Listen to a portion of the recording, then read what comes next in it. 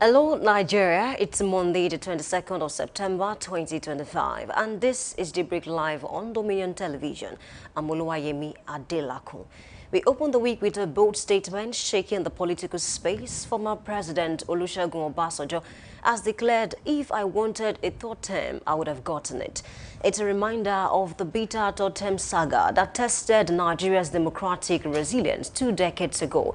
His words today reopen old wounds about power, ambition, and the fragility of constitutional order. And that's where we come in, not just to report what was said, but to unpack what it means for politics today. Right after this, we bring you the Daybreak News, the stories shaping governance and policy this morning.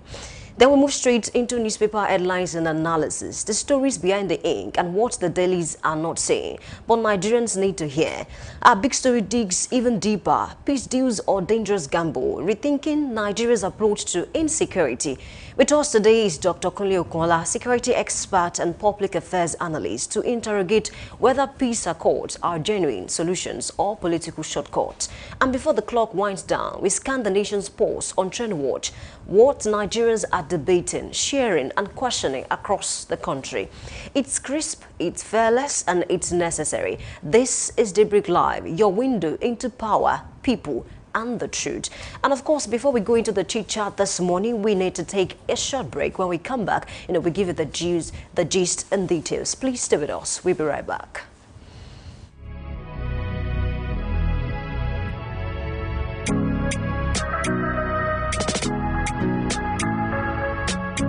Need a professional space to bring your vision to life? Dominion Television Studios offers state-of-the-art facilities perfect for your next broadcast, commercial, corporate video, or live event.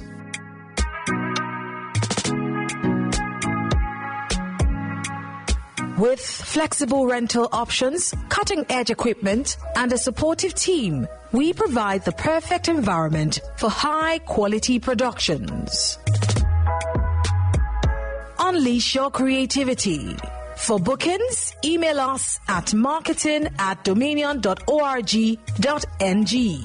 Call us on 0705 506 1061 or 0916 101 1061. Check us out on Instagram, Facebook, LinkedIn, and TikTok at Dominion Broadcast and on X at Dominion Casts.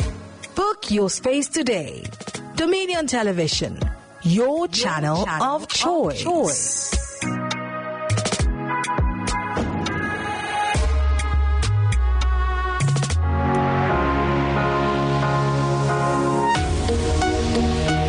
Live from the heart of the action. Welcome to the nerve center of Next Level Broadcasting.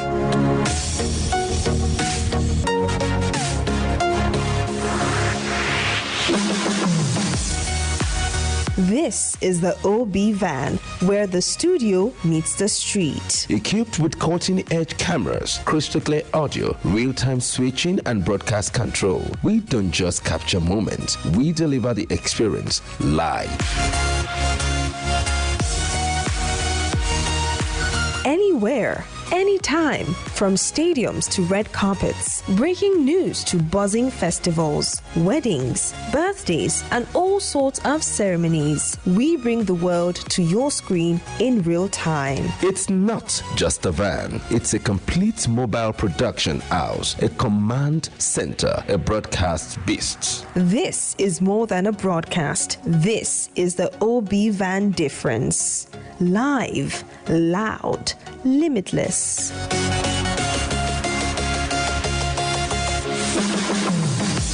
Ready to go live? Like never before. Book the OB van today and take your event to the world. One powerful broadcast at a time.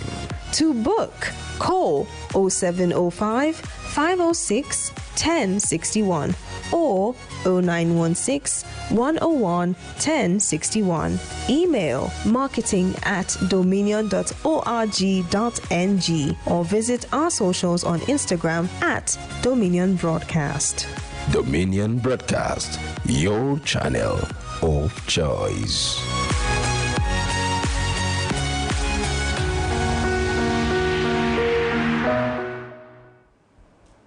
I welcome you back. Thank you for staying with us. It's time to take the weather report for this morning. Let's start from Oyo, Nigeria. Abu weather feels like 23 degrees Celsius. Of course, wind around 5 km per hour for this morning, and definitely it's cloudy around 10%. Still around 9 o'clock this morning, weather is going to be around 24 degrees Celsius, cloudy around 10%, and around 10 a.m. this morning, 25 degrees Celsius, cloudy around 14%. That's what we have for Agbowo, Nigeria this morning. Let's cross over from Agbowo to Osun State. Weather feels like 25 degrees Celsius, cloudy around 13%. In the afternoon, 27 degrees Celsius, scattered thunderstorms around 58%. That's quite high. And of course, in the evening, 24 degrees Celsius, mostly cloudy, around 24%. And overnight, 23 degrees Celsius, showers around 42%, and wind around 5 km per hour, dew point around 23 degrees. That's what we have for Osun State, Nigeria this morning. Crossing over to Lagos, weather this morning feels like 24 degrees Celsius, wind around 8 km per hour, dew point around 23 degrees.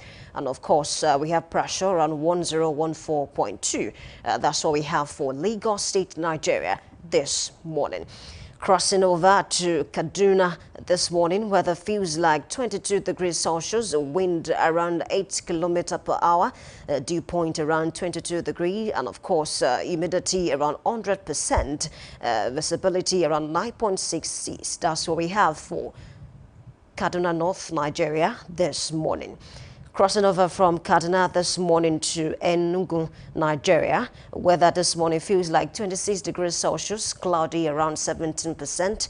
In the afternoon, 28 degrees Celsius, mostly cloudy around 24%. And in the evening, 24 degrees Celsius, showers around 38%. And of course, overnight, 23 degrees Celsius, showers around 59%. That's what we have for Enugu North, Nigeria this morning. Crossing over to Owerri this morning, weather feels like 23 degrees Celsius, wind around 5 km per hour, dew point around 23 degrees Celsius, and of course humidity is 100%. Pressure is around 1013.9 MB. That's what we have for Owerri, Nigeria this morning. If you're around that area, do well to prepare, for the weather this morning. And of course, it rained, seriously yesterday through this morning. I believe that, people will stay around this area. You'll be prepared adequately for the weather today. Thank you for being a part of this segment. It's time to cross over to our news desk. And of course, Anu Luwapo Idowu is waiting. Please stay with us. We'll be right back.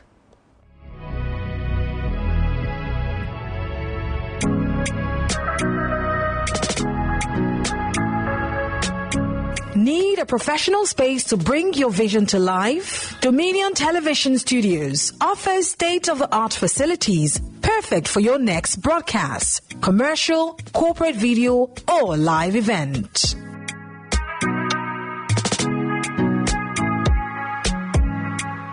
With flexible rental options, cutting-edge equipment, and a supportive team, we provide the perfect environment for high-quality productions. Unleash your creativity. For bookings, email us at marketing@dominion.org.ng. Call us on 0705 506 1061 or 0916 101 1061. Check us out on Instagram, Facebook, LinkedIn, and TikTok at Dominion Broadcast and on X at Dominion Cast. Book your space today.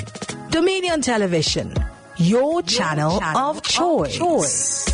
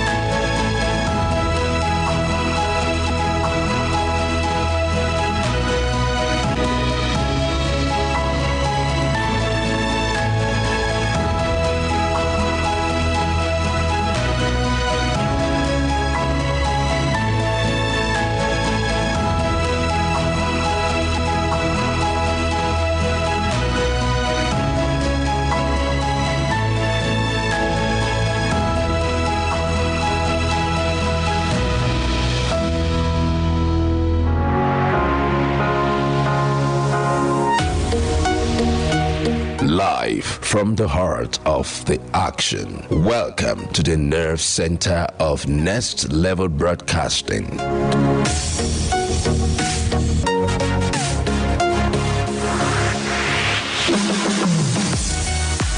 This is the OB van, where the studio meets the street. Equipped with cutting-edge cameras, crystal clear audio, real-time switching, and broadcast control, we don't just capture moments, we deliver the experience live.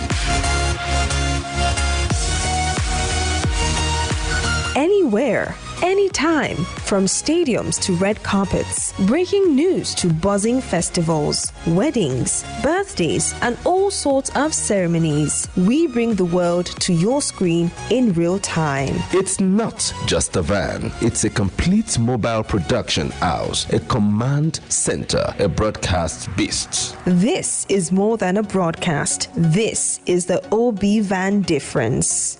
Live, loud, limitless.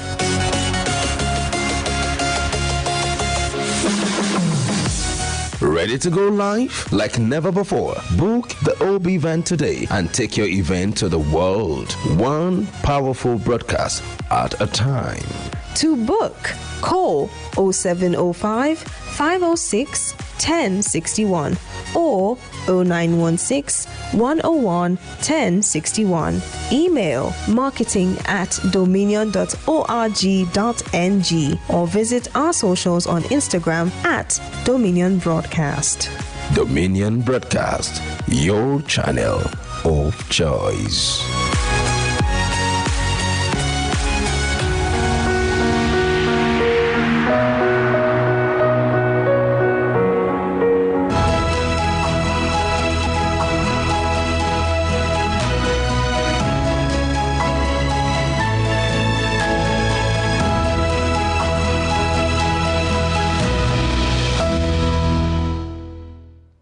Good morning. This is Daybreak News on Dominion Television. My name is Anulu Akbo Ido.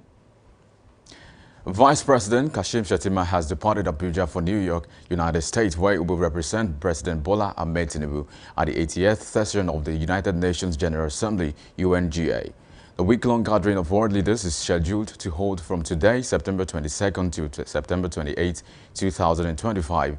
According to a statement earlier issued by Senior Special Assistant to the President on Media and Communications, Office of the Vice President Stanley Nkwocha, Senator Shettima will deliver Nigeria's national statement during the high-level general debate and participate in several side events lined up for the Assembly. The federal government has unveiled an open-source multilingual and multimodal language model that supports Yoruba, Hausa, Igbo, and Nigerian accented English. Minister of Communications, Innovation and Digital Economy, Dr. Bosun Tijani, who announced this in a statement on his X account, stated that the artificial intelligence was launched on the sidelines of the 80th United Nations General Assembly in New York. According to the minister, it is developed to put African voices at the center of AI development. Meanwhile, the federal government, through the Ministry of Solid Minerals Development, has announced a fresh revocation of 1,263 mineral resource licenses. The Minister of Solid Minerals Development, Dele Alake, gave the revocation announcement in a statement issued by his Special Assistant on Media, Segun Tomori, in Abuja. The minister explained that the directive was issued due to companies' failure to comply with the requirement of paying their annual service fees. The Chief Justice of Nigeria, CJN Justice Kudirat Kekereekun, has announced the swearing-in of 57 newly appointed senior advocates of Nigeria at the main courtroom of the Supreme Court in Abuja on September 29, 2025. According to a statement signed by the Director of Information and Public Relations of the Supreme Court, Dr. Festus Akonde, the swearing-in ceremony forms part of activities marking the formal commencement of 2025/2026 legal year of the Apex Court. The CJN will deliver an address that will highlight the performance of the Supreme Court in the 2024-2025 legal year and provide an overview of development across the Nigerian judiciary. The Lagos State Traffic Management Authority has warned members of transport unions and their affiliates to desist from using unauthorized stickers as vehicle registration identifiers across the state. This was disclosed in a statement by the agency spokesperson Adebayo Taufik. In a statement, LASMA General Manager Olalekan Bakariuki described the practice as illegal, stating that it poses serious security risks and undermines the integrity of the government's vehicular registration system. And in business, the National Pension Commission has announced new measures to expand pension coverage in Nigeria's vast informal sector by leveraging super agents and financial technology platforms to simplify onboarding into the country's rebranded personal pension plan.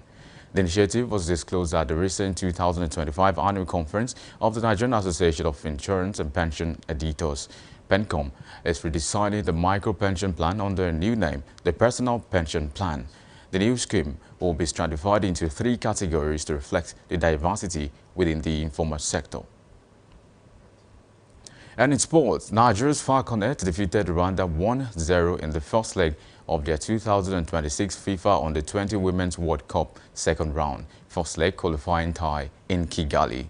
Alaba Olabi netted the decisive goal for Nigeria 20 minutes from time. The second leg will be held at the Lake Salami Stadium at Damasinga, Ibadan next Sunday. You can visit our website on www.dominion.org.ng to watch us live and interact with us. You can also follow us across our social media platforms, Facebook, Instagram, TikTok, YouTube, and LinkedIn at Dominion Broadcast, and next at Dominion Cast. And that's Daybreak News. I am Anuluakpo Idowu. Daybreak Live continues shortly. Stay with us.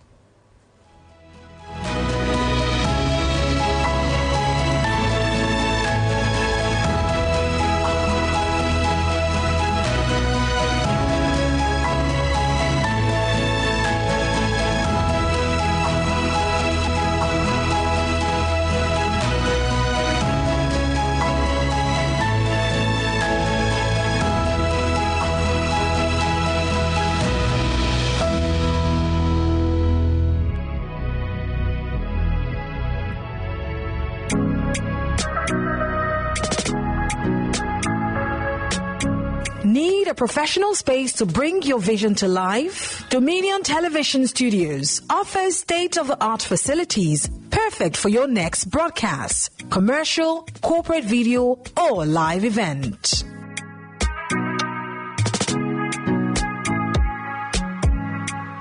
With flexible rental options, cutting-edge equipment, and a supportive team, we provide the perfect environment for high-quality productions. Unleash your creativity. For bookings, email us at marketing@dominion.org.ng Call us on 0705 506 1061 or 0916 101 1061. Check us out on Instagram, Facebook, LinkedIn, and TikTok at Dominion Broadcast and on X at Dominion Cast. Book your space today. Dominion Television, your channel of choice.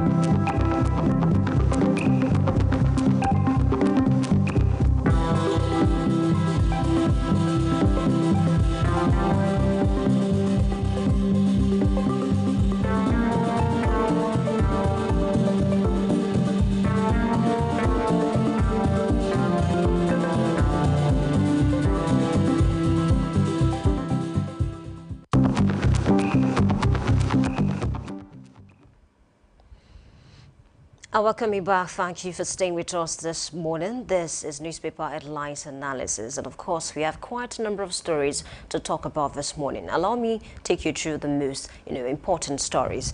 Definitely all the stories are important, but we cannot run through all of the stories. Let's start from Daily Global this morning. I have this headline that says, "If I wanted third term, I would have gotten it." That is coming from Obasanjo. And of course, this story, has led to a lot of controversies online. A lot of persons have come out to say, back then, from 1999 to 2007, Obasanjo was the president of this country.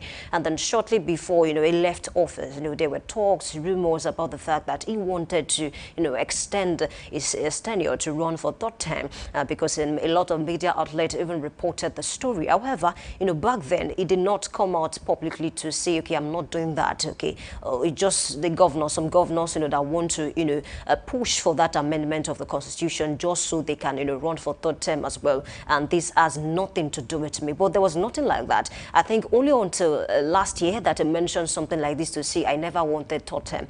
And of course, there was a media parley yesterday, or like a democracy talk, and of course, I mentioned it again to say that I never wanted third term. And of course, it was some governors that wanted to push for it so that, it will look like if the president can run for third term, then it is possible for a governor to also run for third term. However, a lot of Nigerians, even politicians, do not agree with the claim of the former president to say that, it did happen that he wanted to run.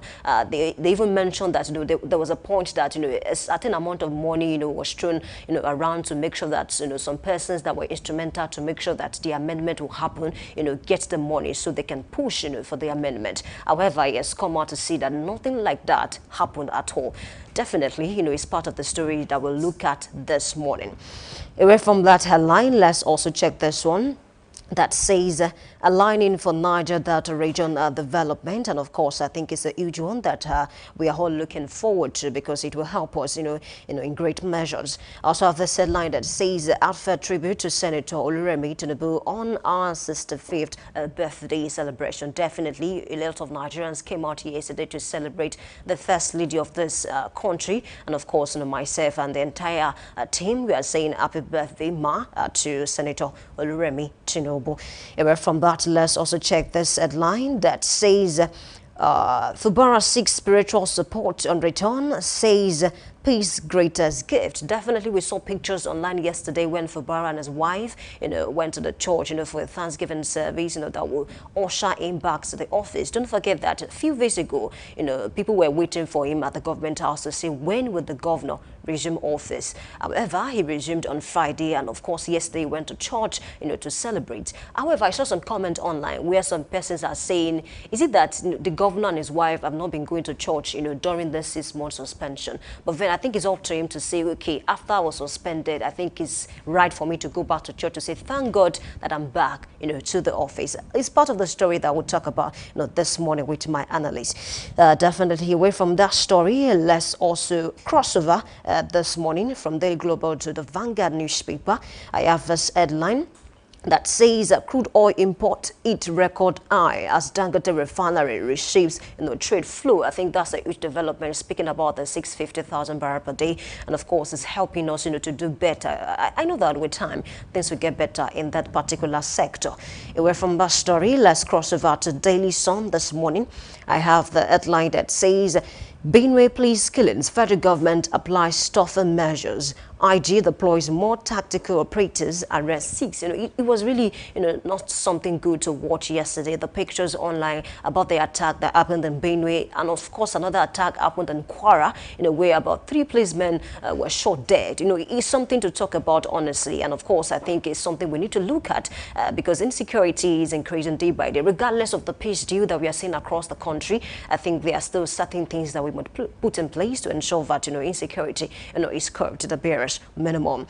Away from that story, I also have this headline that says government revokes additional 1,263 mineral licenses. Another headline here is saying Tinubu to declare open 2025 Editors Conference in Abuja come November 4.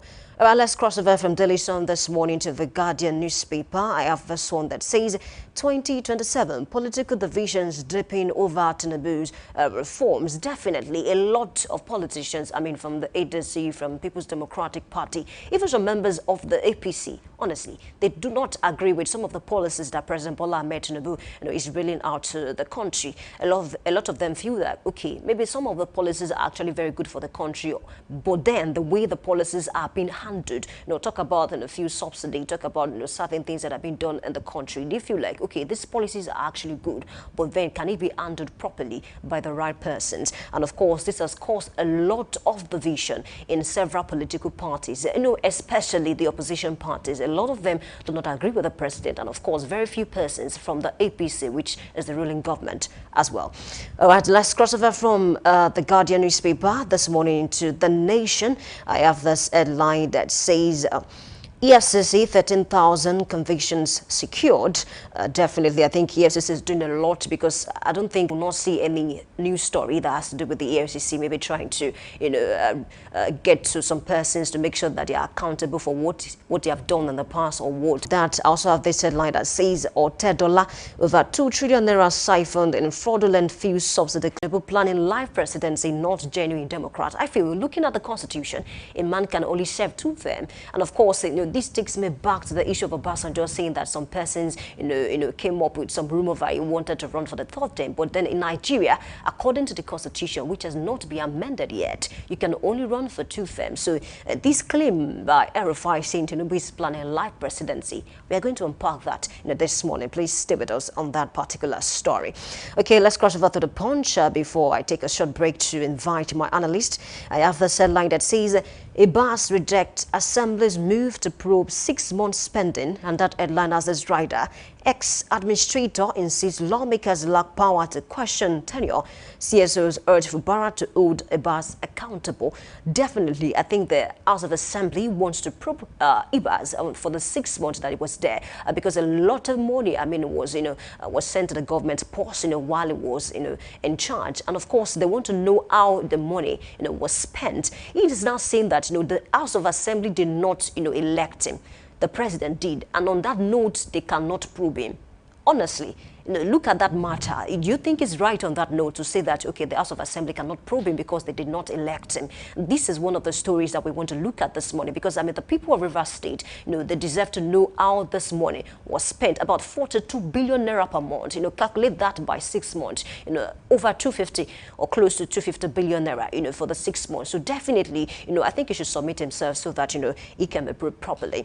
It's time to take a short break. And of course, when I come back, I'll have my analyst on board to help me unpack the major stories this morning. Please stay with us. I'll be right back.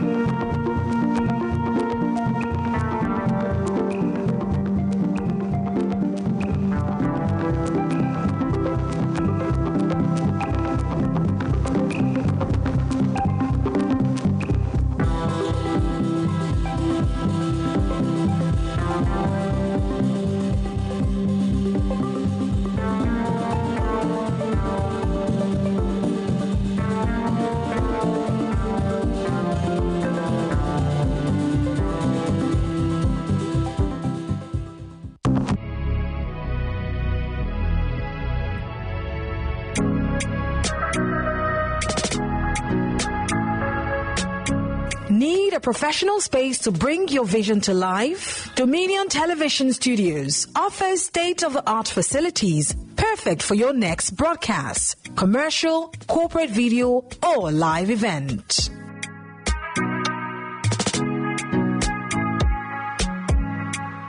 With flexible rental options, cutting-edge equipment, and a supportive team, we provide the perfect environment for high-quality productions. Unleash your creativity. For bookings, email us at marketing@dominion.org.ng. Call us on 0705 506 1061 or 0916 101 1061. Check us out on Instagram, Facebook, LinkedIn, and TikTok at Dominion Broadcast and on X at Dominion Casts. Book your space today. Dominion Television, your channel of choice.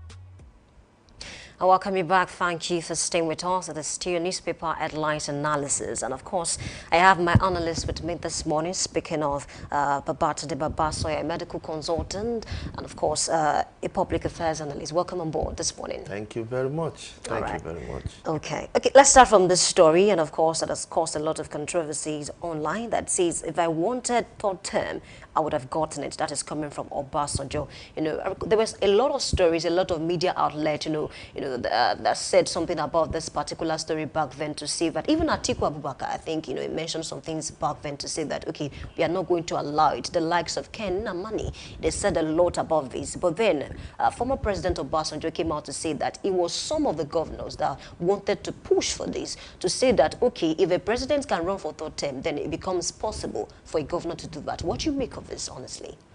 Well, honestly, Obasanjo should just consider himself retired. Okay. Honestly, I think we've had enough of his exploits.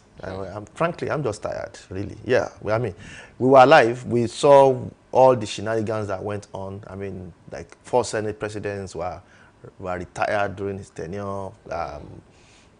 What else did he do? Removed quite a lot of their chairman, the national chairman of the PDP at that time. But they were just governors were impeached. A lot of things were done. I remembered when, he practically handed over the Ibadan here to the late Lamidi Adedibu at that time. The contrary, there's a governor and they felt that should not happen, and the Obasanjo was like, Adedibu is their father. And those are public misstatements that he made. So I'm just frankly sick and tired of the whole thing. See, everything is just part of the ongoing story about the impunity that the executive arm of government enjoys. They've enjoyed it, they're still enjoying it, and they will still continue to enjoy it unless people decide to at least checkmate this impunity. Yes, there were some governors who felt that they were God-given to the state that they governed at that time. Okay. Obasanjo at that time too felt that he was the next best thing after sliced bread to Nigeria. So he got us the amnesty deal on our debts. He had to do his tenure. And he mentioned that was his own, that was what he wanted to do, that was not what he wanted to do. Okay. That happened to him. Just like GSM happened to him. He didn't have a policy of that. Okay. So, you go and look at Obasanjo's policy before policies, your campaign manifesto, before you became president, were the things that you set out to do. His campaign manifesto had nothing to do with debt forgiveness. It was the Mokonjo-Iweala et al. Who, because of their contacts outside the shores of the country, who saw that there was an opportunity here, and then they keyed in, and then they lobbied, and then it happened. It just happened to happen during his tenure. GSM came because it was him that was in power. A goat could have been president, and we would have had GSM in that 1999 session. It was not as if did he bring it, did he put infrastructure.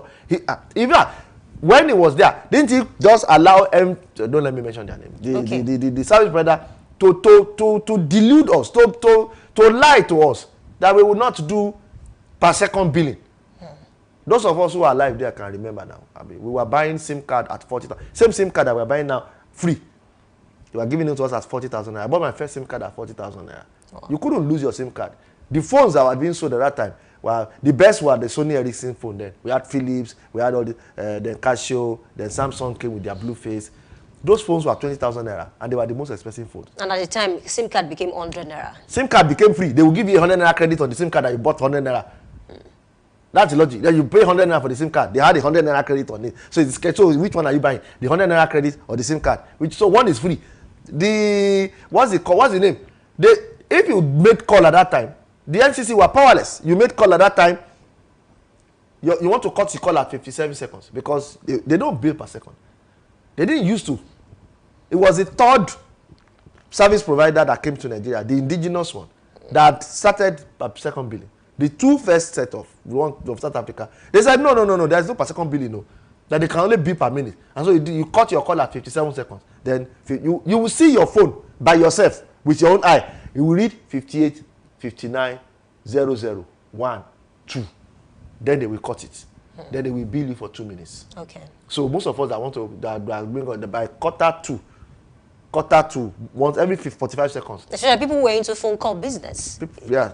No, that was when the third guy came. It was the third guy that opened everybody to phone call business. What we were into at that time was scratch card businesses.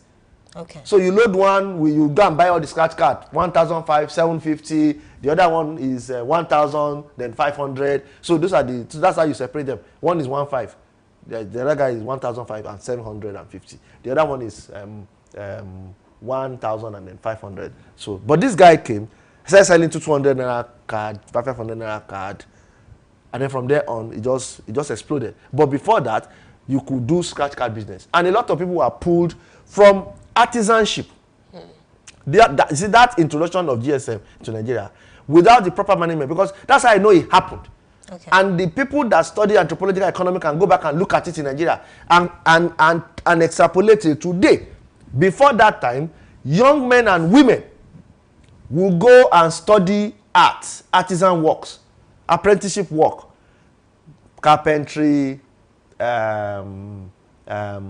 mason, mechanic, whatever, electronics. They go and study it. The moment this scratch card business came, everybody left that. They went to scratch card business. That was the first crisis that we had. Okay. Now we have not recovered. We don't have those artisans now in Nigeria. Okay. You see, most of what they are doing now, we are recycling the old people now. So after then, Okada came. After Okada, but it was over. So, and nobody made plans to ensure that line will continue. So you expect now that, yes, you will be a big girl. Yes, you will be rich. Yes, you will buy a car. Yes, one day, your car is going to suffer. It is in Nigeria. You don't have any established mechanic workshop where you can just call and say, I am here, my car is here, what's going to happen? Nothing's going to happen. Nothing's going to happen. Okay, Doctor, before we move away from this story, former President Obasanjo also mentioned that there is no Nigerian dead or alive that can say that, okay, I spoke to you about a thought and deed. Why is no one coming out to check that statement? Because it's not worth it. What will you gain? What political gain will you get? The people there are many people who are alive, not dead, alive, who will say, guy, we talked about this thing now. This was how it was abused. You see, Obasanjo did a lot of comments about a lot of things, and I just chose not to comment on Obasanjo's comments. Why? Okay. Because, I mean, we have survived. We have left his governance. We have moved on. So we thank God that we have been able to move on. So, frankly speaking, I thank God that we will survive. Tinubu's government, the goods and the bad, we will survive. It just happened. Obasanjo was the first one that appointed himself as Minister of Petroleum. Since that time, it was when he was leaving government that he said he wanted to sell Dangote the refineries to Dangote. Why did he sell it at the beginning of his second term?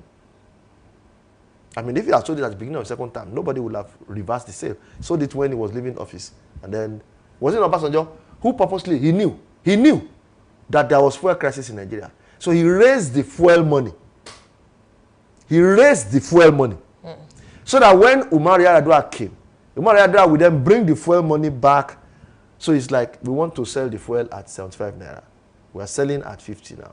So Obasanjo raised it to 100. He left office. So Yar'Adua came as an act of graciousness, as an act of being nice to Nigerians. He brought it to 75 naira. He never went back to 50 naira. 75. So and that's how we started. Obasanjo did it. Don't let us remember what Obasanjo did. Please, don't let us. There are many that we don't want to bother ourselves. We now suddenly, but you see, in Nigeria, we have this tendency that we're short-termed.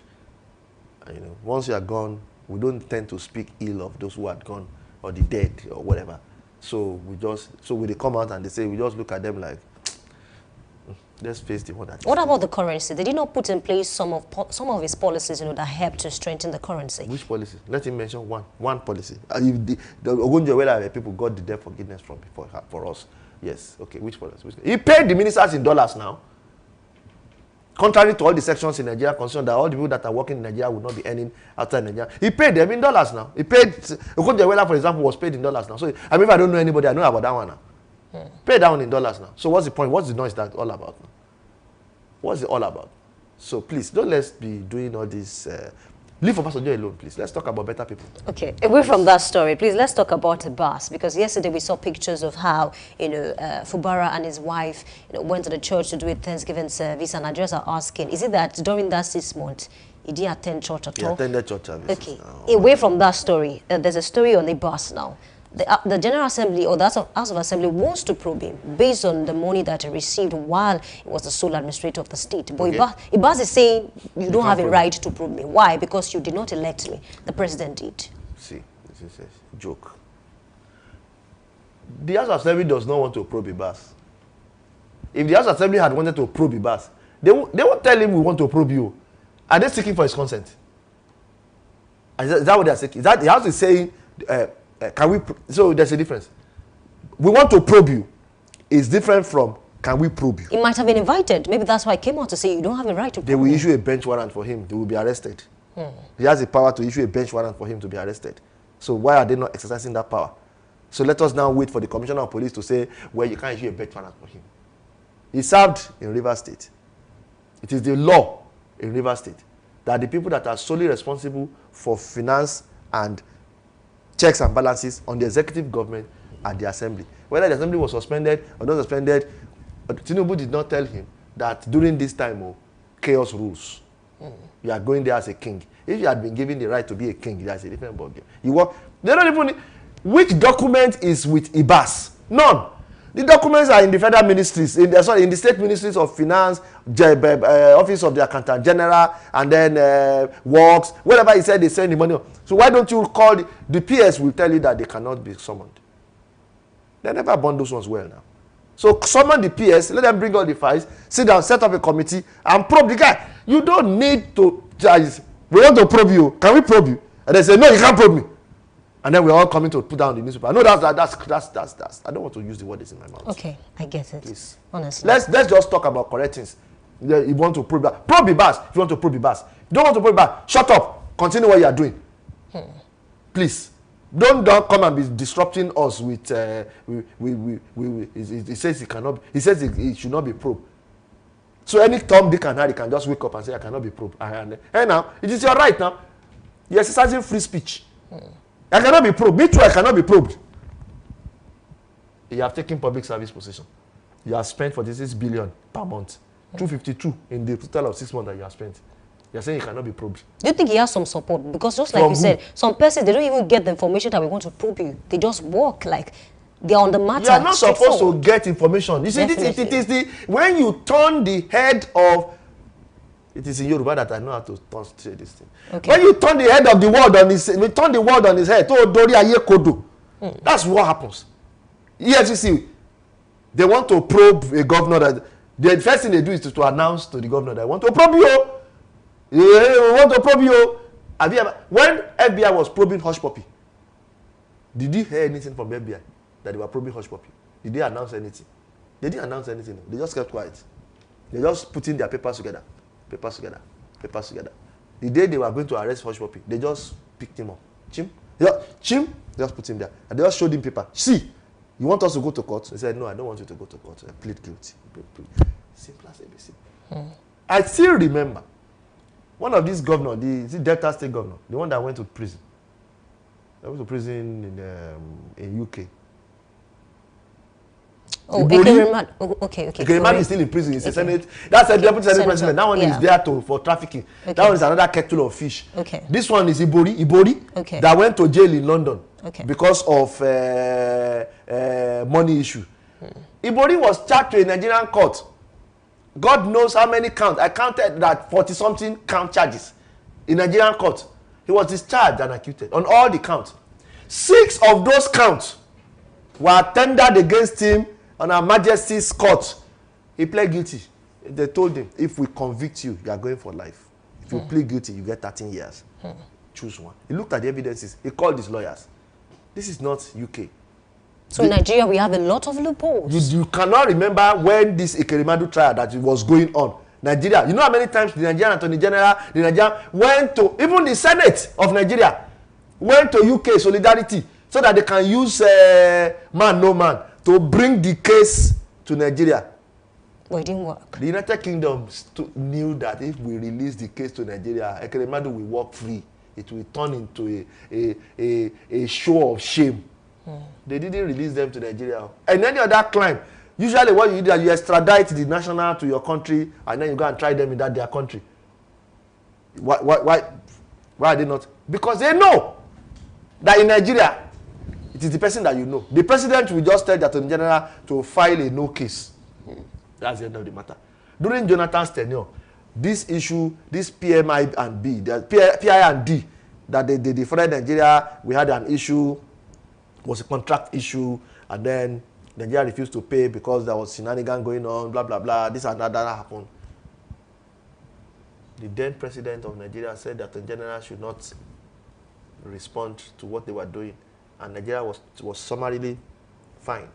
It would take the intervention of, I think it was Buhari and then Tinubu who came, and then went back to court to show that these things were all lies. This was a political cover-up for. But even after all that, we have not heard that the then Attorney General has been dismissed from work. When we were talking about how money was spent after Jonathan's tenure, you know, Okonjo-Iweala came to work for Jonathan. Yes. She came to work for Jonathan too. And we were talking about everything. You know what Okonjo-Iweala did? She had a paper in her hand, a paper where she wrote to the president to advise on how to do some monetary stuff. And that paper, the president signed and approved whatever they wanted to do. And that's the paper that she showed to the EFCC people. Did they ask Jonathan what was he drinking when he was signing that paper? Has anybody gone to ask Jonathan to account for the money that he spent when he was president? Has anybody gone to ask Obasanjo to account for the money that he spent when he was in president? Has anybody gone to ask? So you want to go and ask for Iba's money that he has spent when he was in governor? Why are you asking for the Iba's money? Did you ask for? But the people of Rivers State, they has spent money. Omehi has spent money when he was governor. Did anybody go to ask? Wike spent money when he was governor. Amechi spent money when he was in governor. Yeah, Bello is still with the EFCC. The case is still in court.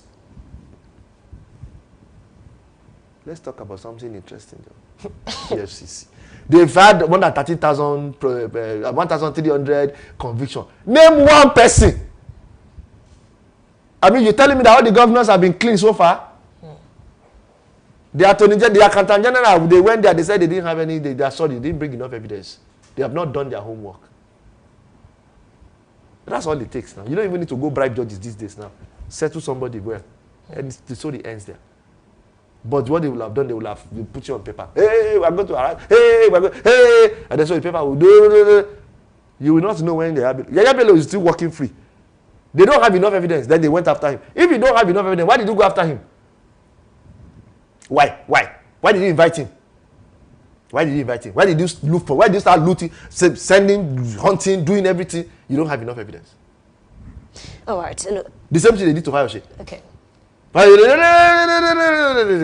know that Agbului is with the EFCC now speaking about some money that is spent while he was a minister, and of course that happened during the Obasanjo regime, and Nigerians are asking, many years ago, why is the case coming back now? Why was it not resolved back then? As the EFCC, why the case was not? Were they not in existence at that time? So as I'm concerned, if it takes 50 years to prosecute you, let them prosecute you well. Send nobody that is innocent to jail. Let only those who are in guilt go to jail. But catch all the guilty people, send them to jail. Let us catch one governor or two governors and then send them to jail. You see, you will first remove all the governors. We first get head correct. Because why? Because they will say, don't even catch the governors. The governors can be claiming immunity up and down. Go and catch the attorney general. Go and catch the accountant general. The one that is the civil servant. They don't give immunity to those ones now. And they are the ones that do final approval. And they are always there. They can't fly abroad. Obiano was going to fly abroad when he finished in what was his state? He wanted to fly abroad. And then they went to catch him there. Now, what has happened? Has he gone to jail? Has he gone to anywhere? No. This was how EFCC was going about. Hey, Fayose, one day Fayose wore clothes, went to EFCC. So yeah, I don't come. Oh yeah, talk. Then at the end of the day, what did they do? They don't have anything. Usually you make money. Nigeria, you also noise. That's not how you run an effective intelligence gathering agency. You don't make noise. You don't talk. So that the day you cough, everybody keeps quiet because they know that this guy is not. No sound comes out of this place. So when they are looking for you, it's just quiet whisper. You start to peace because you know that when they say come like that, things wey dey table don hard. But you have paper. Didn't they show us Abelo's he pays school fees? Didn't they get all the evidence before they start putting that thing, put the children and the family in public limelight? The guy could go back and sue them if he thinks he has a case. He just embarrass his family, put everybody in limelight because he pays school fees. This is for that he pays school fees. The minister that wrote in her budget that she flew from Abuja to Kogi is the minister. The minister in this flew from Abuja to Kogi, took airport cab from Kogi to where she was going, took airport cab from where she was going to Kogi, and then flew back to Abuja from Kogi to Abuja, collected money for a flight. Kogi has no airport for humans, for plane no dey land there wey dey carry petrol. Where you land, she's not in jail. That one is as clear as a summer day. Clear. No cloud. Which responsibility? You just go directly to jail. That one, they don't even just go directly. You say, we do it in monopoly. You roll that figure. Hey, go to jail. Go directly to jail. Do not pass, go. Do not collect 200. You just keep moving to jail. You don't need to go to court for anyone. Just, my lord, this is what she did. Just don't let's drag the matter. You signed this thing. You collected the money. Whose responsibility is it to tackle issues like this? Because EFCC. Okay. EFCC. That's what they. You see, this is the problem. The Nigerian police have been so embarrassing over the years. During Babangida's time, he looked at the law. These guys are just embarrassing. He took road safety out of Nigerian police. They just took road safety out of them. They were police before. They took them out of Nigerian police. They didn't talk at that time. Then after that, everybody just started carving them to pieces. Carving them to pieces. Carving them. That's why till tomorrow, policeman can still stop you and ask your driver's license and ask you for your particulars. Why? Because the laws that established them at that time allowed them to continue. They didn't remove that power from police. They just gave secondary powers to EFCC, to road safety. So EFCC too were carved out of the police. ICPC, they were carved out. Everybody was being carved out of the police. Nobody had gone back to say, what is wrong with the police? So it's actually, that's why you cannot go to any sane country. If you go to UK now and say, it's the Metropolitan Police.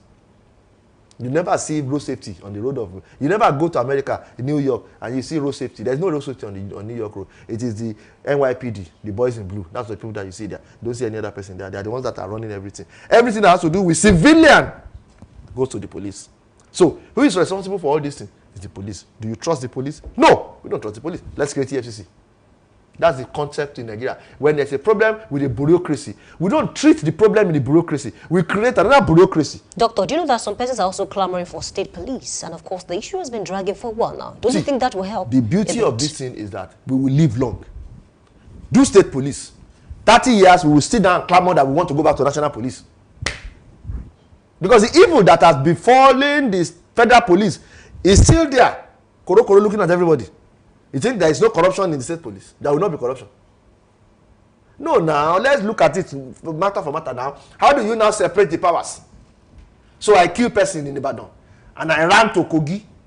Who pursues me? Kogi police or Ibadan police? Do they have jurisdiction? And then when we are done creating state police, should we not start talking about doing local government police too? Should we not? And then when we have done local government police, estate police too will start. Bodija will have their own police. Okay, I think a lot of persons, want state police because they think that it can help reduce some of, the cases that we are seeing around. Talk about the Amotekun. A lot of persons praise Amotekun because they feel like they've been able to do a lot in terms of insecurity. Everything that Amotekun has been able to do has just been a demonstration of the embarrassment that the police has become. Okay. Just as the same way we will praise our night guards, in Bodija now, where we used to stay now, you see all the gates that in Bodija. God help us in Bodija if there's a fire outbreak. Most of the gates in Bodija now are locked against each other. Instead of Bodija to be a thoroughfare, you can go from here to here to go from there. Now Bodija gates are locked because of security. And because of that security locking, everybody is happy. We are very happy. In cages that we are living now, we are very happy with it. So our security guard, we wake up the next day, there's no robbery, there's nothing. We do it for 1 year. We say, oh, those people, they are doing well. Yeah, we celebrate them. Are we celebrating them because they are? No, we are celebrating them because the police would not make the matter. They're not. If the Nigerian police had been that important, then believe me sincerely, do you see them with security? Everybody. What the Nigerian police is doing now is they need to sit down and ask themselves what is really their focus in Nigeria. Okay, Doctor. I just end it there. Away from the issue about the police, let's talk about El-Rufai now, because on this day I have the banner headline that says El-Rufai, Tinubu planning live presidency, not genuine Democrat. Do you believe what El-Rufai said? Because I don't think, according to Constitution, anyone can run for that Tinubu wants to do lifetime presidency. Not even third term. Definitely. Lifetime. It's not even possible according to the Constitution. The man has not even done second term. Let us ask El-Rufai what he saw. He used to be very close to President Bola. No, he never used to be very close to President Bola. He worked with him before he won the election. I remember vividly when Tinubu was not anybody in APC. When Tinubu was the national, they called him the national leader. That's what they called him. He doesn't have a statutory post in the APC. I remember this incident. They were supposed to have a meeting in Aso Rock. Buhari called for them to come to Aso Rock, the leaders of APC. El-Rufai was an APC governor, so he came, and all of them came. And Tinubu was there. And you know what El-Rufai did? El-Rufai said Tinubu has no basis to be in this meeting because he doesn't have it. They should show him his post in the APC constitution. But then, Doctor, there was a time that Tinubu said to El-Rufai that I would love you to join this administration. Tinubu would love anybody to join. Do you know he was given a ministerial slot, but then it was not confirmed by the Senate, and that was how he lost it? How many people Tinubu sent to the Senate? That same Senate that every time Tinubu enters, they stand up to sing on your mandate, we shall stand. Put two and two together. Put two and two together, please. Don't be looking at the drama. Look behind the drama. Tinubu sent, even the young man that has abused the Senate before, that Tinubu sent there. Didn't they say that the guy should just, when even the guy was shut up, apologize. Yes, and then they confirmed him. So what did he do that now became a matter of that is no retreat, no surrender. On this one, we will not agree. And then the same man walks to the Senate. On your mandate, we shall stand. How many days did it take to change the Nigerian anthem? Same Tinubu. How many days? He had removed Fubara, they suspended the assembly before he appointed Ibas, before he sent the matter to the Senate. What did they do?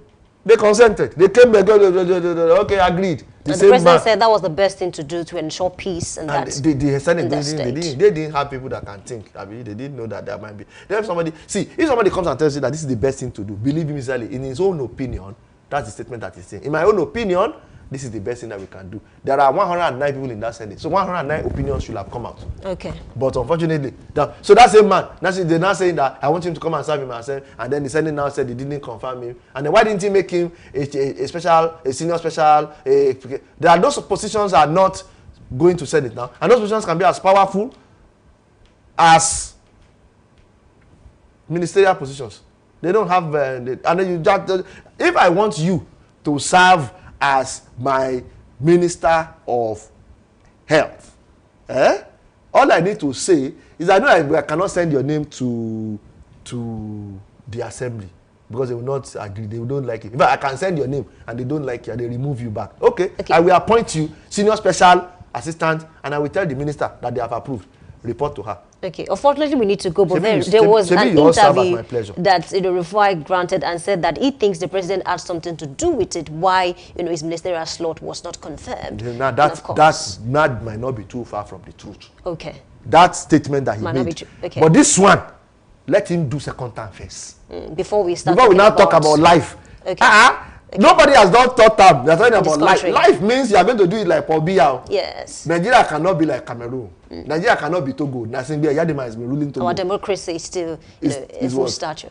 Because you think that no one can do it up there. People mad for this country. Okay. I think it's a fine place to leave it this morning. A big thanks to Dr. Babatunde Babasanya for being a part of this segment this morning. Thank you so much. Of course, a big thanks to the viewers. Thank you for joining this segment. We need to take a short break now, and when we come back in a big story, we come back. Please stay with us. We'll be right back.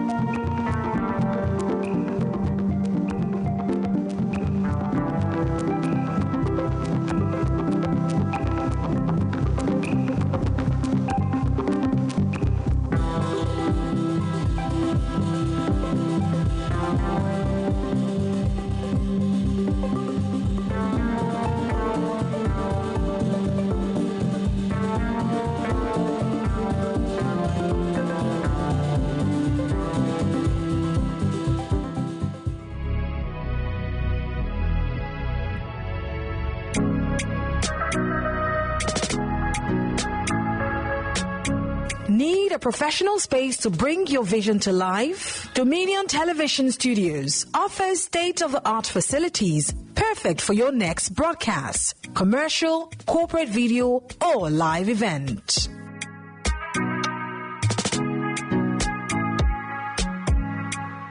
With flexible rental options, cutting-edge equipment, and a supportive team, we provide the perfect environment for high-quality productions. Unleash your creativity. For bookings, email us at marketing@dominion.org.ng.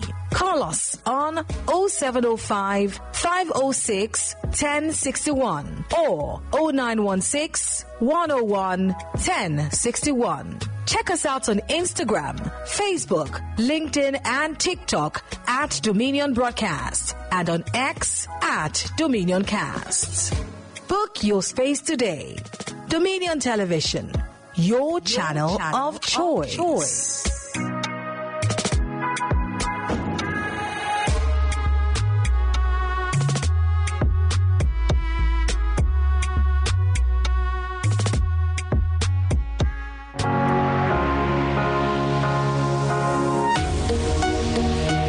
Live from the heart of the action. Welcome to the nerve center of Next Level Broadcasting.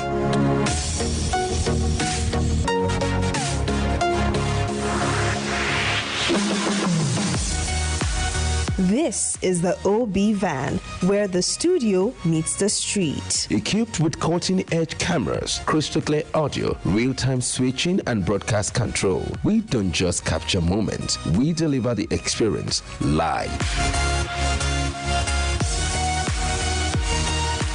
Anywhere, anytime, from stadiums to red carpets, breaking news to buzzing festivals, weddings, birthdays, and all sorts of ceremonies. We bring the world to your screen in real time. It's not just a van, it's a complete mobile production house, a command center, a broadcast beast. This is more than a broadcast. This is the OB van difference. Live, loud, limitless.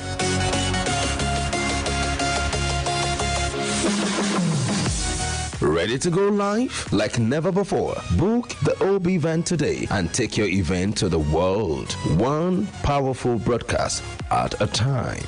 To book, call 0705 506 1061 or 0916 101 1061. Email marketing@dominion.org.ng or visit our socials on Instagram @Dominion Broadcast. Dominion Broadcast, your channel of choice.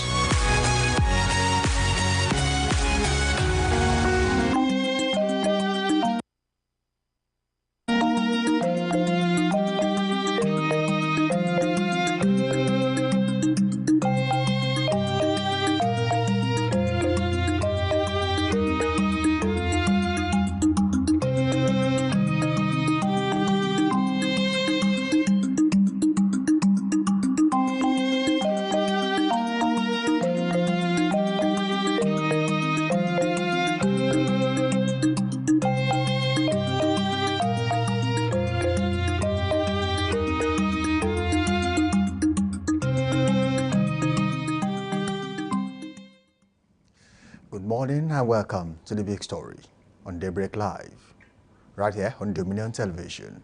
I'm Samson Balogun. Today we turn the spotlight on one of Nigeria's most pressing challenges, insecurity, from banditry and insurgency to communal clashes and kidnappings.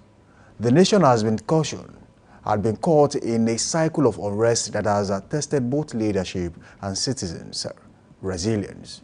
But are the peace deals and negotiations being pursued a step towards a lasting stability? Or are they simply a dangerous gamble with Nigeria's future? In recent years, Nigerian government and regional actors have engaged in dialogue, amnesty programs, and peace deals with various armed groups. Supporters of these approaches argue that dialogue can reduce violence and buy time for development to take root. Critics, however, warn that such concessions risk emboldening criminals, undermining justice, and perpetuating cycles of violence. Today, on The Big Story, we rethink Nigeria's approach to insecurity. And joining us is a security expert, Dr. Kunle Okunla, who will help us unpack the complexities of peace deals, whether they pave the road to genuine reconciliation or expose the nation to even greater risks. Good morning once again, and thank you for staying tuned. Dr. Kunle Okunla, good to have you in the studio. Good morning, Nigerians. It's been a while. Thank you very much. We're glad to have you back. I'm happy to be here too. There's a lot to talk about on this show this morning. Oh, yes. You have seen situations where the government has had to have conversations with bandits for the fact that there is insecurity in the country, and several regions are being affected by this, especially in the north. Yeah. What's your take? Peace accord or going into bushes gun blazing? What would you prefer? Having peace deals with bandits in the first place is an aberration. In fighting terrorism and banditry, it's never in the playing card that you have peace talks with, peace deals with the terrorists. You take them out. That's what is stipulated in rules of engagement when it comes to fighting bandits and terrorists. In medicine, when a cell is found to be cancerous, you don't manage it, you remove it. And that is the way to deal with it.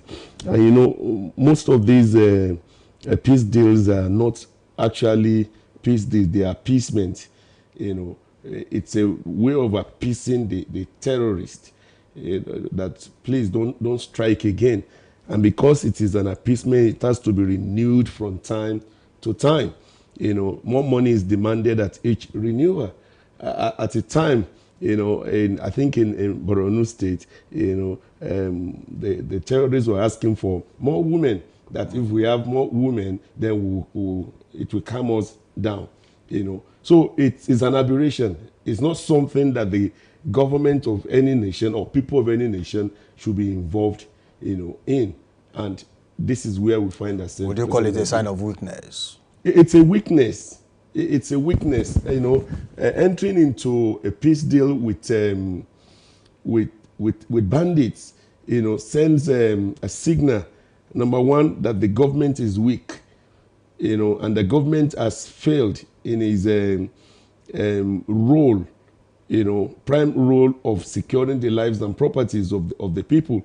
That's the signal that I send, that the government is weak, and the government has failed. And that's why many people have seen the present administration as a failed administration, because if you cannot secure the lives and properties of the people as a government, then it's a failed government.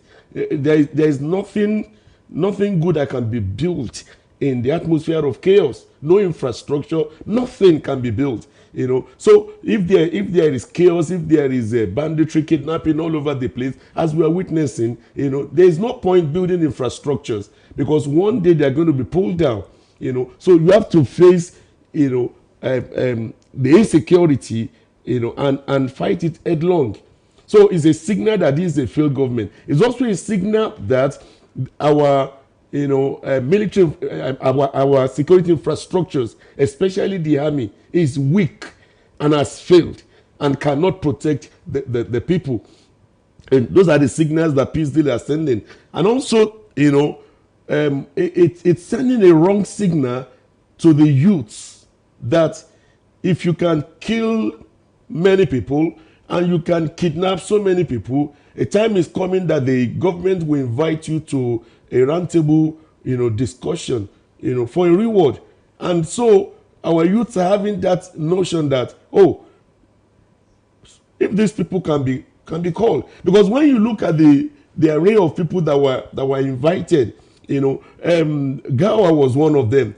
It's been on the wanted list of the military. It's number 19 wanted list of the military for almost 7 years now, and he was one of the spokesperson. He came, in a military camouflage and with weapons round, all his body, sat with the delegates, of the people and of the government, and you begin to wonder what is happening. Are we actually fighting insecurity in this nation? Yoruba says, if God has revealed your enemy to you, then he cannot kill you again. This is a wanted enemy, and he comes around representing the people as their spokesperson, and government officials and military persons are there, and nothing was done. And at the end of the meeting, they went away. It shows that the military is weak. It shows that the government has failed, and it shows that the future of this nation is bleak, because a wrong message is being sent to the youths that kill more people, kidnap more people. One day government will invite you to a roundtable talk, for a reward.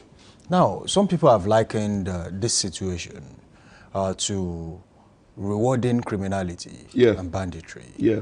If we point to this direction, if it continues this way, are we going to have a surge in the number of bandits we have in the country? Of course, definitely we are going to have a surge in the number of banditry we have in the nation. It's actually rising now.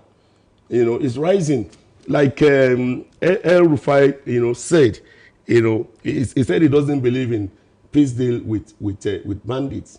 He said, here is a man that brought a cattle all the way from the north on his foot to the south, and coming down to the south, he sold the cattle for 100,000 naira, and he's happy. And this same man, just at one kidnap transaction, made 100 million naira. He said, how do you want to stop that man to stop kidnapping?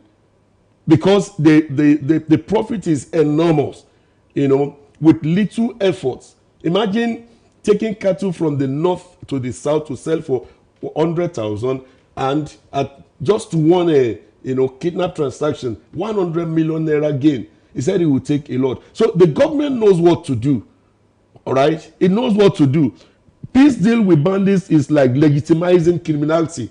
That is what we are doing. We are legitimizing criminality in this nation. And I know that there is a double speak, from the government that we are not in support of that, but you are not in support of that. And such meetings, you have the military, you have the police coordinating the meeting. So what are you telling us?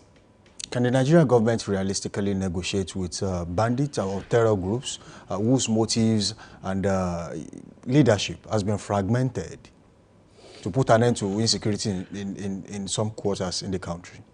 You know, in psychology, you know, there's what is called psychological dissolution, and that is that happens when an individual says something and acts the other way. And this double speak has been the problem of, you know, our leaders, not just this present administration, but even the previous one. You know, I give you an example. The government has been saying that they are not in support of peace deals. All right, that is the communities. And of course, you cannot blame the communities. They want to survive. They are just, you know, looking for way of survival. Want to be displaced. Looking for way of the survivor. You know, they cannot go to the farm again. They cannot. There are markets in Katsina that have been closed for 4 or 5 years, that nobody has the gut to go to the market until recently, and the people are happy because they have the bandits, you know, with the guns protecting them. After they have entered into negotiation, bandits with guns, protecting markets. Of course, if the bandit against who? Against who? Against maybe the government officials.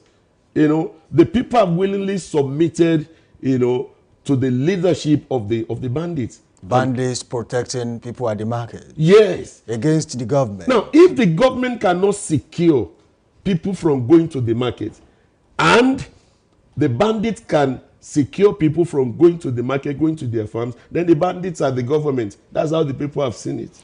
Recently, Bello Turji went round in some places and, of course, in some states, was taking taxes from them. Yeah. In the states, yeah, where there is government. Yeah. What's your take on that? It tells you that the government, you know, has failed, or the government is failing. We are getting back to the era of late Muhammad Buhari administration, wherein some local governments in Borno State and in part of Zamfara State have the flags of the terrorists hoisted. The Boko Haram. Yes, and the people are paying, you know, taxes to the terrorists, and people have, you know, pledged their allegiances to the terrorists because they're feeling the impact of the terrorists more than the impact of the government. Go to some of these rural areas, the impact of the government is not felt at all. You know, dividends of democracy is never, you know, felt in those areas. All right, and they are very prone, you know, to attack by the terrorists. And so what they can do is to pledge their allegiance to the terrorists. Is it safe to say that the neglect of the government, having neglected some places, some quarters of the country, has led to the recent surge in takeovers? Definitely, there are areas in this country that when you get there, you don't even want to believe that whether this is Nigeria, because the impact of the government is not felt there at all. There is no police, there is no army, there is no infrastructure, no school, no nothing. No nothing there. In fact, somebody was saying that because one of the things that the terrorists, I mean the bandits, were asking for as part of the peace deals is that build us school, build us hospitals, you know. And somebody was like, bandits, they are not stationed in a place. They move from place to place. Could this be that is the people that they are fighting for? Maybe the people of the community, you know, enter into an agreement with the bandit and say, please help us ask the government. They will listen to you more than to us. Help us ask the government so that we can have, you know, infrastructure, little infrastructures in this part of the country, because bandits are always on the move and they stay in the forest most of the time. That's how bad things are in Nigeria presently. You know, governance is not felt in some parts of this nation. Those rural areas, they are neglected, they are not well catered for, and they are prone to the attack by the bandits. Just yesterday, there was news on the Punch newspaper but no terror attack victims hospitalized in Cameroon. Are there no hospitals in Nigeria? There are hospitals in Nigeria. So what happened? It's sad what we're experiencing in Nigeria presently. There are some things that, as of now, confusion still persists over the exact number of military casualties following a terrorist attack on 152 Task Force Battalion in Banki, a border community in Bama local government area of Borno State. I salute the courage of those military guys that they are still able to go and face these bandits. I salute their courage because it is quite obvious, that the government is not so much after the welfare of the military. They care more about the bandits. In my own opinion, there have been steps taken by the government in the past that pointed to that. There was a time that late General Buhari, said that there's amnesty for repentant terrorists, and Nigeria was spending a lot of money to take care of these guys, sending them abroad for schools. Boko Haram simply means, Boko, that is Western education, is Haram, that is forbidden. And now you are using the taxpayers' money to send them to, to study abroad. What they said is forbidden is what you are now, giving them at the expense of the taxpayers, at the expense of the people that has been displaced. In IDPs, you see people that are camps, you see people that are languishing. All these things poverty. Are sending wrong signals, to so many people, victims of banditry and terrorism that are in IDP camps that are not well taken care of. When they hear that, government is sitting at the round table with the bandits, how do you want them to feel? That they have just suffered, they and their loved ones have just suffered in vain, that there is no hope for them, because at the end of the day, government will do what the bandits are asking for. Okay, very quickly, let's go back in history. Yeah. The Umar Musa Yar'Adua administration brought about what we call amnesty program for the people of Niger Delta, the men at the time.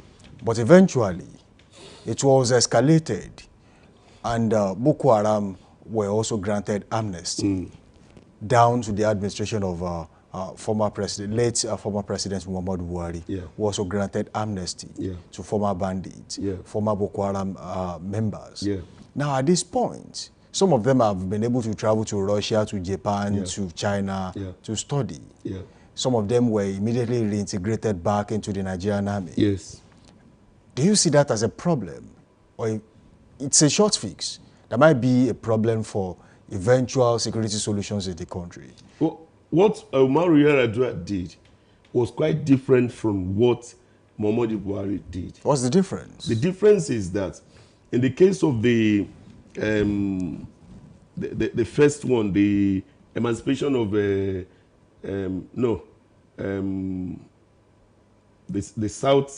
South people, they're fighting for their territory. The government has neglected them a long time.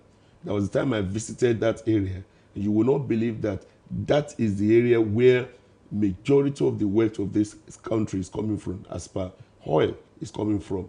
And you see the whites, the expatriates that are there living large, to the extent that most of the indigents there, the best job they could get are housemaids and houseboys and gardeners of these white people. They have their own school. The whites, they have their own hospitals, at the expense of the people. And so, youths in that area rose and said, no, it cannot continue. And that is what anybody, could do, because it's an injustice, all right? And Muhammadu Buhari, Yar'Adua, Umar Yar'Adua in his wisdom felt the pain of the people. And he said, no, something has to be done. And that was how the amnesty program was put in place, and it solved that problem at that time. Now, in the case of Muhammadu Buhari, we have bodies that are fighting against the state. The Boko Haram, they are fighting against the state, and their intention, the vision is made clear. They're fighting against the state and anything that has to do with the state. And you coming up and saying there was deceit in that, because what he told us was that, once they start repenting and start coming, that the military will de-radicalize them to get informations about, the operations of those at large. All right. And throughout that time, there was not a single person that was de-radicalized. Instead, they were being sent abroad for training, and some of them were reinstated back into the military. And that's a major problem in Nigeria. And that's what I said, I salute the courage of our military, because they're dying in their numbers. In fact, at the time, they were not giving us the full details of the as per numbers of casualties that we're having. They are dying, to the extent that some junior officers are coming out, calling out the senior officers. And in military, that is felony. They're daring it that, no, you're just killing us for nothing. There are moles in the army. Moles are like informants working for double agents. Double agents, informants. If there are no moles, how come all the information that our guys, our boys have, before they launched an attack, is already in the hand of the terrorists? How come our militaries have been ambushed, killed in their numbers? This is Nigerian army. Nigerian army that was once in charge of the West African, peacekeeping scheme. Remember Sierra Leone. Remember Liberia, ECOMOG. And what has happened to Nigerian army? Nothing has happened to Nigerian army. Nigerian army is respected all over the world. But we have issues with some bandits who are in the military. They are bandits in the military. They are bandits in the government. That these other bandits in the fields are working for. And as long as we have that, we cannot make a headway in fighting insecurity in this nation. Let me take you back to what Malam Nasir El-Rufai said. Yeah. Former governor of Kaduna State accused the federal government of having a policy that empowers bandits by giving them monthly allowances, food supplies, under guise of non-kinetic security strategy. They call these the keys the bandit policy. Now, he insisted that giving resources to bandits only emboldens them to make insecurity worse. Yes. He further argued that negotiation and incentives are counterproductive. And according to him, the only repentant bandit is the one who has died. Let's kill them all. Let's bomb them until they are reduced to nothing. And then the 5% that still wants to be rehabilitated can be rehabilitated. He claimed that people living in states hard hit by banditry, e.g. Kaduna, Zamfara, Katsina, are aware of how such policies are playing out on the ground despite official denials. Though the federal government came out to deny this, and according to them, the federal government, through the Office of the National Security Advisor, ONSA, has denied the allegation. They said there is no such policy of giving bandits monthly allowances of food, and that ransom payments or motivational payments to criminals are not part of the government's strategy. They also pointed out to non-kinetic strategies, community dialogue, plus military operations as the way insecurity is being addressed. Now, just after that, there was a footage that was released of Malam Nasir El-Rufai asking a reporter about paying bandits. He said, if there is any other way aside from paying them, that the reporter should point it out to him, meaning that he also did that while being governor of Kaduna State. Yeah. Now, is it safe to say that it is only his recent statement is only political and not straight to his mind? See, what El-Rufai said is a fact, but the truth is that he's one of the people that created the monster. That put us into this issue. Is one of the people that created the monster. If you are going to delve into history, is one of the players that brought in, this Boko Haram into operations, full operations in Nigeria. But the truth is that Nigerian government is pampering, the bandits. And sometimes you wonder for what reason is the Nigerian government doing that? Can you imagine someone who has been on the wanted list of the military for over 7 years is number 19. Ado something is number 8. And both of them were at the peace deal. And the military were there, the police were there, and nothing happened. And safely after the meeting, they left safely. And this man was even there shouting and protecting the interest of the, of the Fulani, saying that, why do Nigerians always claim that, all Fulanis are bandits? That's just few of us. Just like you have, few bandits in some other tribes, and regions in Nigeria. And they left. Are we afraid? I'm talking of the military. They're afraid of the terrorists, or there is an higher order that says, pamper them, leave them, let them do. Okay, I subscribe to the latter one, because I always believe that our military, if given full support, a military is capable and is well respected all over the world, but they're having counter orders.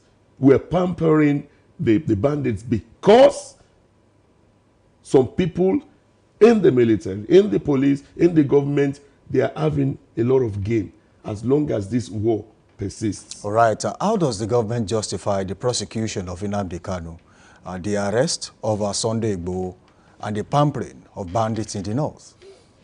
I told us that at the beginning that there is, in the study of psychology, there's something called psychological discomfort, which individuals experience when all the conflict beliefs, values, or attitudes, or when their action contradicts their beliefs and are motivated to reduce this dissonance. On one hand, you apprehend somebody because you believe he's a bandit. And on the other hand, you are having, negotiation with peace deal with some bandits. Does that not, seem a conflicting issue? All right, double speak. That is what we've been having in this nation. You are using law to cripple somebody, and you are using the same law, to help the other person with the same offense in court. It's an aberration. So what does the double standard say about the justice system in the country? We have no justice system. That is what it says. That there is no justice system, that you can do anything and go away with it, depending on what side of the government that you are. There is no justice system. If there is justice system, victims of these of bandits, people that have been widowed, people that have been made orphan, they will see some of these bandits that killed their loved ones sitting with the government. How do you want them to feel? There's no justice. They've just suffered in vain. There's no justice. The government is not helping anybody. And that is the picture that we're playing. And that's why outside world, we are becoming a laughing stock, because everybody knows that this is not the way to deal with terrorism. So if the government can sit with the bandits to have a discussion, why not extend the same hand to political agitators like Nnamdi Kanu and Sunday Igboho? Double speak. It's double speak, double standard. And it's quite unfortunate, that we are experiencing that even now at the administration of a man that promised at his inaugural speech when he was being made president that he's going to fight insecurity headlong. All right, it's not just about pumping money, a lot of money into fighting security, money that are going to be shared by some people. It's about the body language. The body language. We've been having lip saying that is quite different for the body language, and that is double standard. if you are extending the hand of fellowship, to the bandits, you actually want to use the non-kinetic approach, like they're saying, for the bandits. Why not use the same thing for Nnamdi Kanu? Could selective prosecution fuel more political agitation? Of course it will. It will. It definitely will. Because it's obvious. How do you want Nnamdi Kanu to be feeling? How do you want his supporters? Because there are people that are, that are supporting him. How do you want them to feel? This thing is going to fuel more chaos in this nation. This is not the way forward. This is not how to go about it. What alternatives exist to peace deals? Is it community engagement, military action? In the first place, like I said, what we're having is not peace deal. It is appeasement. Because peace deal is different from appeasement. For appeasement, you do things to appease the wrath of the bandits, and it has to be renewed from time to time. You understand? Before the last attack in Katsina, since January, we've not heard of any attack in Katsina because there was a peace deal, but it lapsed. In last month was August. It lasted in August, and they failed to quickly renew it, and that was why this attack happened. 43 people were abducted in the mosque while praying, and 12 in their different villages. There's a peace deal. Like the spokesperson in Kaduna said, there's been a peace deal in Kaduna since last year. All right, and since that time there has not been any attack. So peace deal actually. Appeasement actually can work, But if you are going to have a peace deal, it has to be with the contiguous government, not just a community. Because within the state, if a particular community have a peace deal with the bandits, what about other communities? That's why you will see them leaving that community that has the peace deal with them and striking in other communities, and we say there's problem in this state. Lastly, Dr. Okunle-Okola, should Nigeria adopt the no negotiation with terrorist approach in the country? There should be no negotiation with terrorists. If it is with terrorists, it's the standard rule of engagement. Take them out. They're cancerous. And if you leave them for long, they're going to affect other cells. Is Nigeria capable? Nigeria is capable. Do we have the political will? I'm not sure we have the political will. I am not sure. I'm not sure the present administration has the political will to fight, the terrorists. Because if you want to do that as a government, you're going to step on the toes of some influential people who are godfathers to the terrorists and bandits in this nation. So there are godfathers. There are godfathers. To terrorists. There are godfathers. There are politicians. There are politicians. They're even in the army. They're in the police. Godfathers that are making a lot of money. And they're also Nigerians. They are Nigerians. And they're watching Nigerians die. Yes, they are not bothered. As long as more money is coming, they are not bothered. It's true that it's counting losses of life. They are not bothered as long as money is coming. And that is the role of moles. And it's the government that should fish them out. Thank you, Dr. Okunle-Okola, for joining us on the show this morning. Thank you very much. That's been a wonderful session with you. Thank you very much. Now, that's where we leave it on today's edition of The Big Story on Daybreak Live. A big thank you to my guest this morning, Dr. Okunle-Okola, for joining us, for sharing his deep insight on Nigeria's quest for peace and security. The question remains, are peace deals the answer? Or is Nigeria gambling with its future? Whatever the path, the stakes are undeniably high. I am Samson Balogo, and this has been The Big Story on Dominion Television. Until next time, tomorrow, stay informed, stay engaged. Most importantly, stay safe.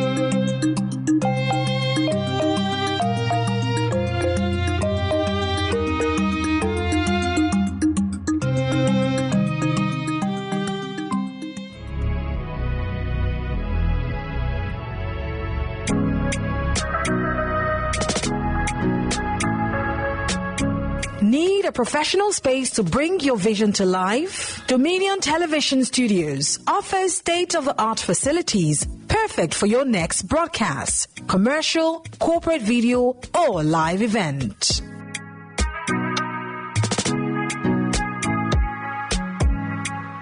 With flexible rental options, cutting-edge equipment, and a supportive team, we provide the perfect environment for high-quality productions. Unleash your creativity.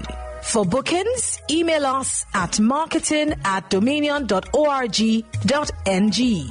Call us on 0705 506 1061 or 0916 101 1061. Check us out on Instagram, Facebook, LinkedIn, and TikTok at Dominion Broadcast and on X at Dominion Cast.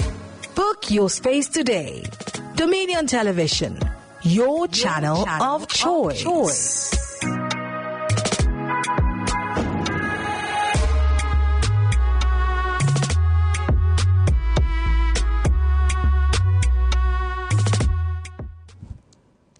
All right, welcome back from that short break. The show is still Daybreak Live right here on Dominion Television, your channel of choice, where inspiration meets entertainment. And now it's time for Trend Watch on the show this morning. I still have with me in the studio, Oluwayemi Adelaku. Definitely, I'm glad to be back here. Well done. And we have a story that says a UK forensic expert petitioned Florida Attorney General over Wike's family property dues in the United States. And of course, reading the story, allow me to read, the paragraphs to you so you can understand better. A certain Henry Omori alleged that these acquisitions were structured through opaque all-cash transactions and quit-claim deeds executed by Mrs. Nyesom Wike, deliberately omitting Wike's name to evade scrutiny. And of course, he says the detailed properties reported the $2 million mansion at 113 Spring Creek Lane, purchased in March 2025, 209 Ethelwood Court, purchased in July 2021 for $459 and transferred to his son Joaquin, and 208 Ethelwood Court, purchased in September 2023 for $465,000 and transferred to his daughter Jasmine. And of course, this is the case that we have before us. The petition requested written confirmation that the Florida Attorney General's office had received a formal communication from Shore regarding Wike in late September 2025. Looking at the story, I think it all started with Shore. Shore was the first person to file this petition to say that Wike bought some properties through fraudulent means in the United States. And of course, the UK court should look into this matter. And another guy here has filed another petition to say, I want to know the full details about this properties, that was bought, in name of the wife, not just, Wike now, because according to him, Wike wanted to, stay hidden in the matter. So what do you make of the story, really, before we take comment? The thing, I think this is not new, actually. Most politicians in Nigeria, they have one property in one country or the other, UK, the US, it's a routine. And we have seen some of them who also have investments out of the country. I think one of them is Atiku Abubakar, who has a lot of investment in Dubai, according to reports. And there are some other people like that who, whether it's their personal money or stolen funds, at least we know that they have different investments around the world. But one thing that I'm concerned about is the fact that recently it was Omo Elisho that said, look, Wike's wife is a judge in Nigeria, but also a citizen of another country. So as a dual citizen, you do not, according to Shore, you do not have to be on the Nigerian bench as a judge. But, sometimes the Nigerian case is totally different from what you would see anywhere around the world. I think our own case is a peculiar case, and you really cannot say what exactly will happen. And oftentimes we bend the rules. What happens to him might not really happen to be. Just like, Dr. Kunle Okunola was saying on the big story earlier, that the Nigerian case is sometimes a peculiar case. But when the issue of corruption comes on in Nigeria, when allegations are made, we quickly forget about why it was actually, brought to the fore for people to address. And we also quickly forget the main issue. It's about, you bought a house in the year 2025. Though you are not, in the picture, your wife, your children, they have actually been the one at the forefront of this. But what do they do for a living? for them to have such an amount of money to purchase different structures. I think right about now they are talking about 3 different buildings, and the list is $465,000. I mean, these are questions that should be asked repeatedly.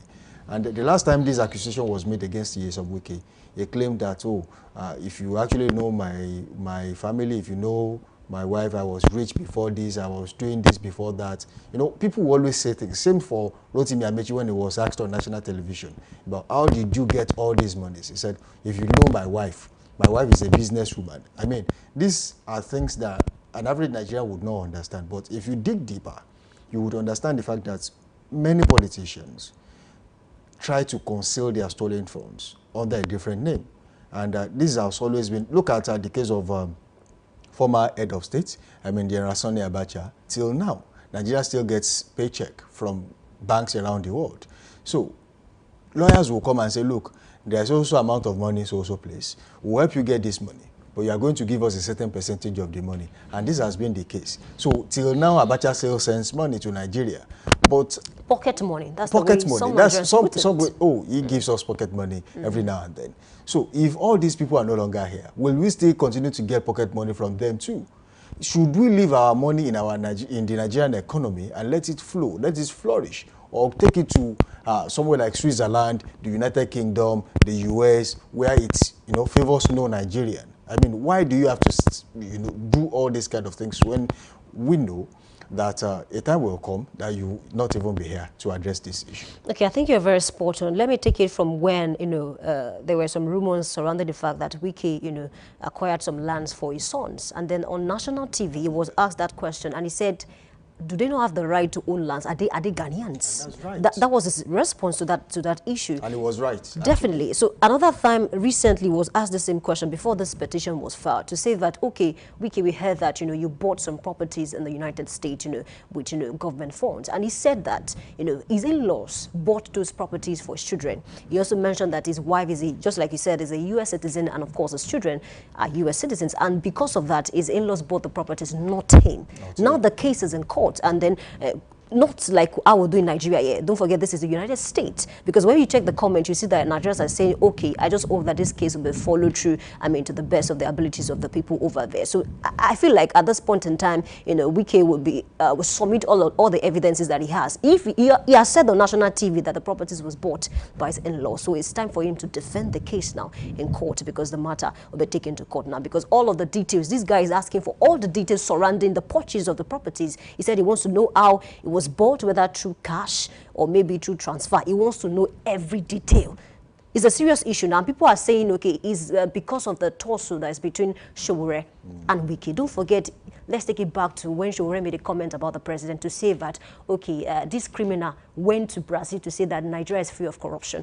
Wiki on that day came out to say that, why would someone that, regardless of what people say about Trump, that you cannot see Americans talk about Trump in any way.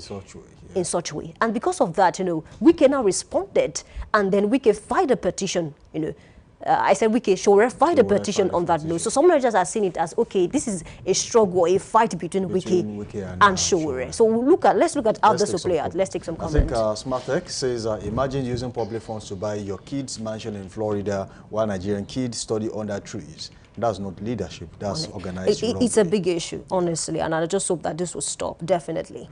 Another comment, please. All right, I think SmartTech also says the U.S. will protect their banking system.